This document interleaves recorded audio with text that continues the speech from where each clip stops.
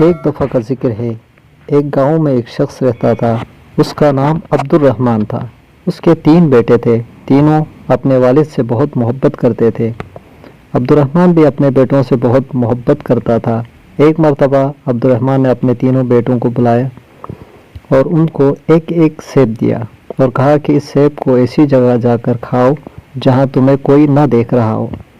جو ایسا کرنے میں کامیاب ہو گیا میں اسے انعام دوں گا۔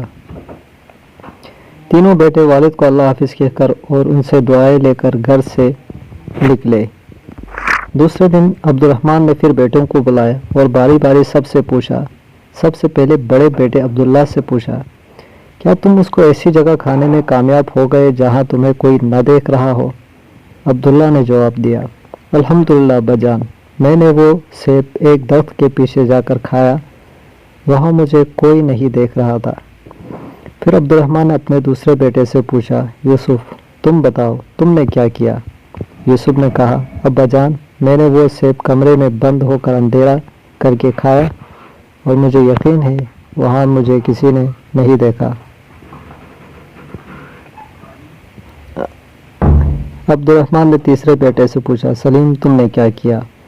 سلیم نے کہا، ابا جان میں نے کتاب اسماء الحسنی میں پڑھا ہے، اللہ کا ایک نام ہے البصیر، ہر ایک کو ہر حال میں دیکھنے والا۔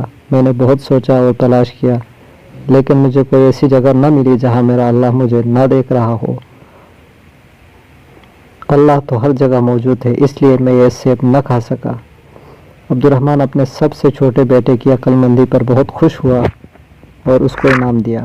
پھر عبد الرحمن نے اپنے بیٹوں سے کہا، میرے پیارے بیٹوں، بے شک اللہ ہم سب کو ہر جگہ ہر وقت دیکھتا ہے، ہماری باتوں کو سنتا ہے اور جو خیالات ہمارے دل میں آتے ہیں ان کو بھی جانتا ہے۔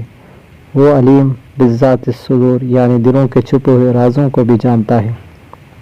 اللہ کی نافرمانی سے ہر وقت بچو اور اللہ کے سارے احکامات پر عمل کرو، جس پر اللہ تم سے راضی ہو جائے گا اور تمہیں دنیا میں راحت، سکون اور اطمینان عطا کرے گا اور مرنے کے بعد ہمیشہ ہمیشہ کے لیے جنت میں داخل کرے گا، جہاں انسان جو چاہے گا وہ ہو جائے گا۔